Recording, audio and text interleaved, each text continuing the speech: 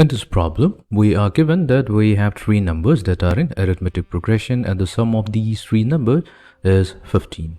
When we add 1, 3 and 9 to each of the numbers respectively, then they form a geometric progression. So we need to determine those numbers. So let's begin.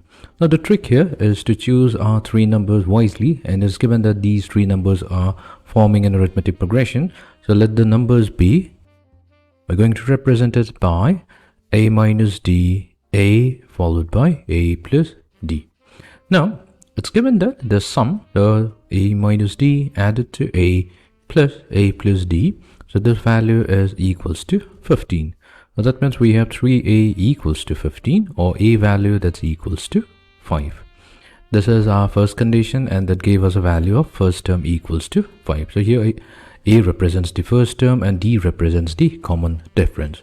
Also, it's given that when we add 1, 3 and 9 to each of the terms, that means we are adding 1 to a minus d, then adding 3 to a, and adding 9 to a plus d. This resulting sequence is in a geometric progression. So that means, we can say that we'll substitute the value of a with 5. So we have 5 minus d plus 1, so that's 6 minus d, which will be equals to 5 plus 3, so that's 8. Then we have 5 plus 9 plus d, so that's 14. So 14 plus d. So these three numbers are in geometric progression. Now we have the condition that whenever three numbers are in geometric progression, then square of the middle term, which is 8 squared, that will be equals to the product of the extremes, that is 6 minus d multiplied to 14 plus d. So 8 squared, that's 64, which will be equals to 6 times 14, so that's 84. Then 6 times d, that's positive 6d. Then we have negative 14d minus d squared. Now we can combine all the like terms together. So we have d squared, then followed by positive 14d minus 6d, so that's going to be 8d. And then we have negative, so 64 minus 84, so that's going to be 20.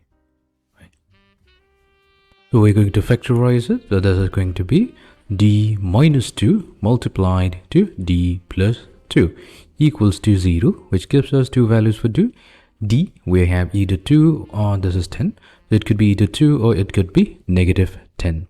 So let's use, so whenever we have our first term given by 5 and the common difference equals to 2, then the numbers will be that we have a minus d, a and a plus d.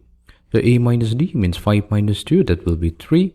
So 5, and then we have 5 plus 2, that's going to be 7. So 3, 5, 7, these are the three numbers that are going to be in arithmetic progression. Then we're going to take the other case when our first term is 5 and the common difference d is negative 10. So a minus d, that means we have 5 minus of negative 10, that will be 15. Then we have 5 followed by a plus d, so that's 5 minus 10, that's negative 5. So these three numbers are also going to be in arithmetic progression.